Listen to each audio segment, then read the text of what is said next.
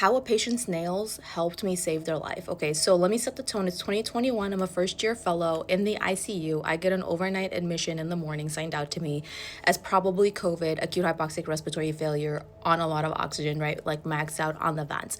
Didn't have a lot of else going on. Like she was hemodynamically stable and her labs were relatively stable with the exception of she had a lactate of 5. So I go see this patient. I put a probe on her chest. Now she was a little bit overweight, so I didn't have the best views, but something just didn't feel right and she felt cold to me.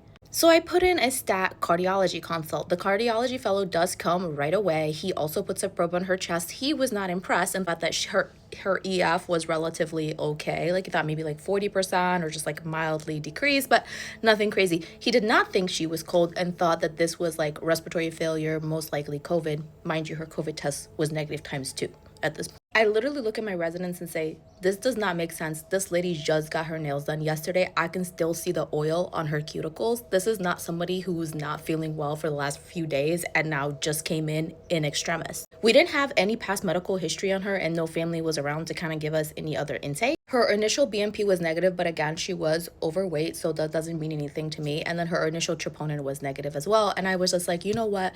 We're repeating this troponin and we're getting a stat echo, even though the fellow said we didn't have to. Repeat troponin comes back at 16,000, less than number 1. Always get 2 troponins on all your patients, especially if they're being admitted to the ICU. That because her troponin was so elevated, cardiology did end up taking her to the cath.